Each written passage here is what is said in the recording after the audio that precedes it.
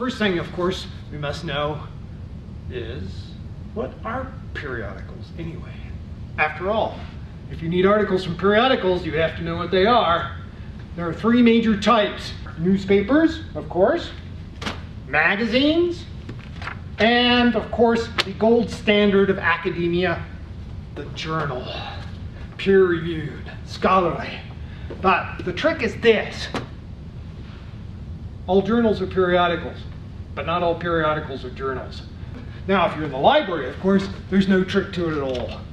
If your periodical has a picture of pop stars, or better yet, pretty ladies, or pretty ladies who are pop stars, best of all, you know you have a mass media popular magazine.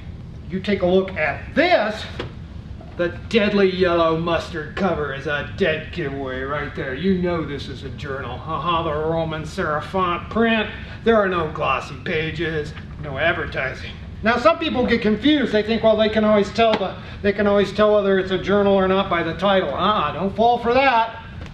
American Sociological Review, peer-reviewed, academic, scholarly journal.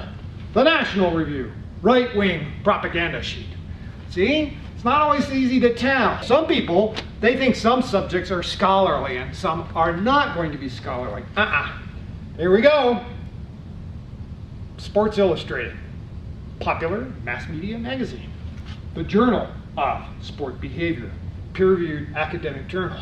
Now here on the cover, we've got Oscar de la Hoya.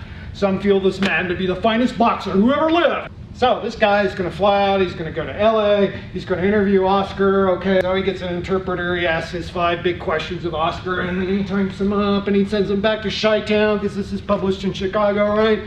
3 days, start to finish. A copy editor looks at it, does a couple of things, it's published. They're done. Now this, on the other hand, Journal has an article on how boxing injuries have changed over the last century. Boxing's like any other kind of sport. It's not static. It changes through time. Plus we have medical technology. We can actually diagnose and treat things that 50 years ago they didn't even know you had. That's right. So he's going to measure that. He's going to use an old-fashioned measurement tool. He's going to use a survey.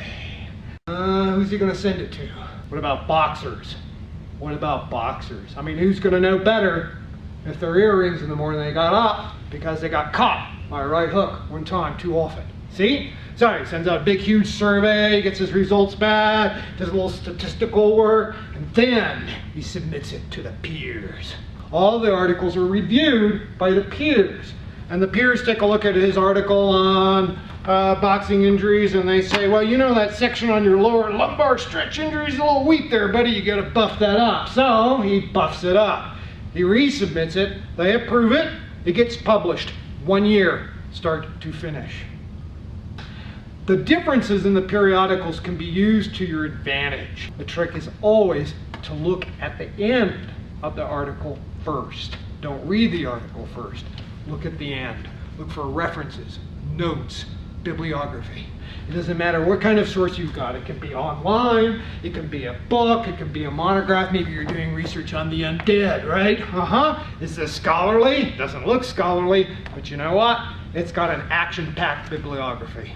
It is completely a scholarly work by an academic. That's right, and that's what I always do first if I'm not sure. I always check for the bibliography.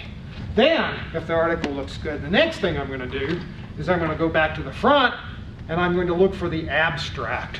That's what I'm going to read next. Always read the abstract. It's a short, 1-paragraph summary. Tells you what the author did, how she went about doing it, and what she found out.